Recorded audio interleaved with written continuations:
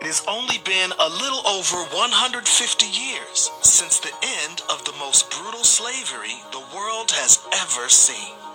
That 150 years represents the life expectancy of an average human plus their grown child. We talk about it as if it's ancient history, and the truth is, slavery, in the gist of time, was just an eye blink away.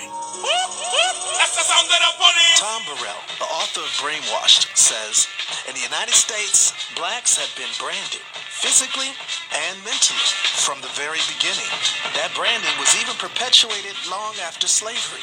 The intensely torturous enslavement and indoctrination transformed into the powerful, pernicious, all-pervasive, mass media-driven brainwashing that still goes on today. This particular chart, which summarizes IQ scores that Professor Richard Lynn alluded to in his talk, based on his review, which was published in 1991, whites average about 100. Black Americans average about 85. Pseudoscientific facts, taught now and in the past. Thomas Jefferson's words from the Declaration of Independence. All men are created equal. Jefferson didn't mean any of this. What did Jefferson really mean? He thought slavery was an evil thing, but he also thought that free blacks in a white society was even worse. These views were not only in the United States, but instead as part of a global system of domination and power relations. And to maintain this power, they created the nigger factory. Hey yo, my life is like Roots, it's a true story. It's too gory for them televised fables on cable. I'm a runaway slave watching the North Star. Shackles on my forearms, running with a gun.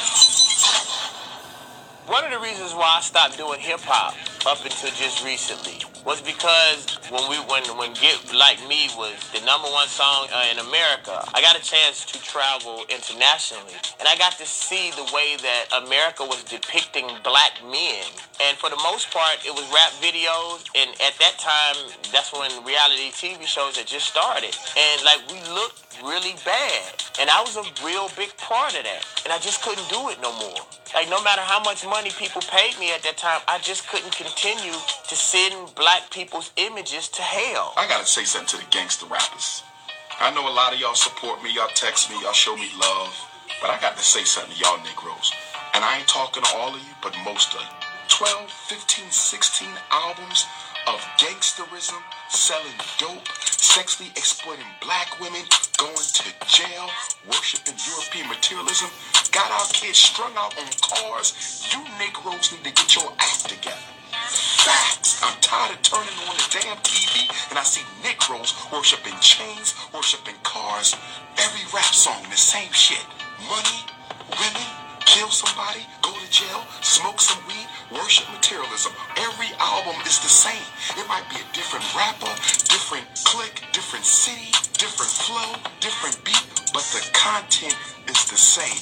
24 hours a day, 7 days a week, with the advertising and the marketing aimed directly at teenagers and even kids as young as 9 years old. It's like the old English 40 ounce of music aimed directly at black and brown people, teaching behavior and worldview, justifying, promoting, and normalizing criminal behavior, which reaffirms the 400-year marketing campaign waged against black people since the beginning of slavery. And through stereotypes, it continues to separate brown and black people from the world by glorifying behaviors that can lead them to prison or competitively marginalized. This is the nigger factory.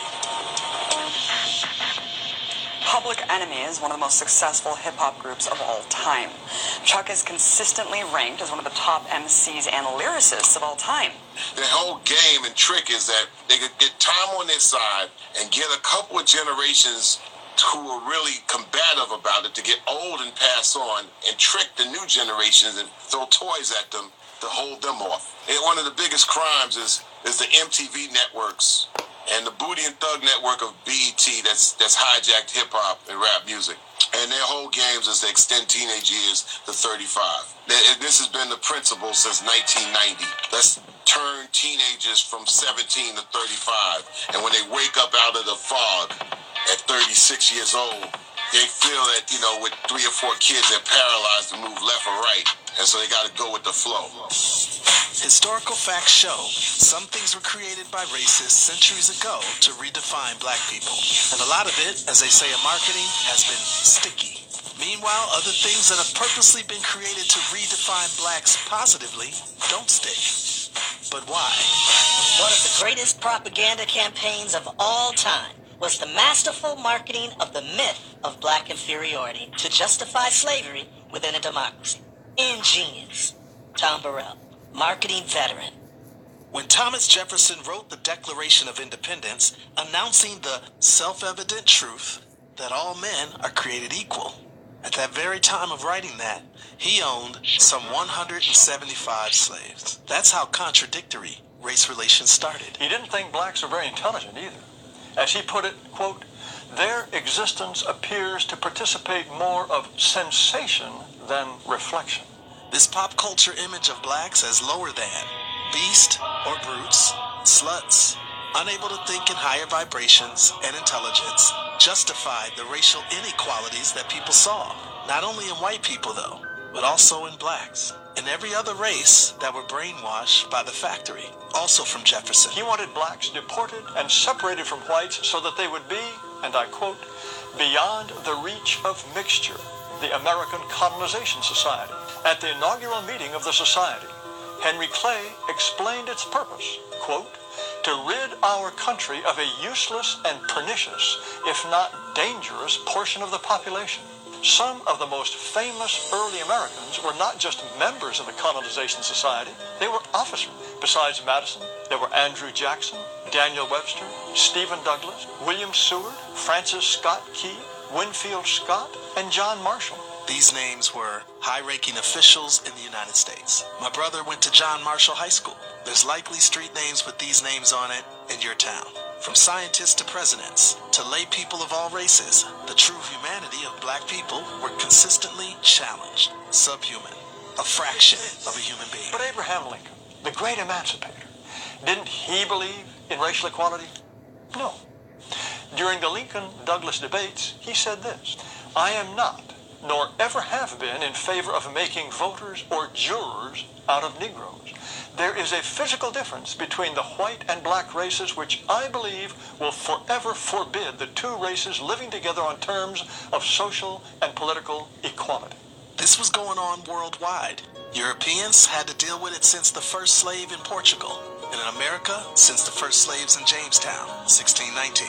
How can they justify this huge divide between the freedom-loving rhetoric that they espoused, mixed with this total and thorough addiction to free slave labor, knowing that it would make them the most powerful forces in the world? So, the factory began. As said before, scientists, biologists, psychologists, marketing maestros started a brand.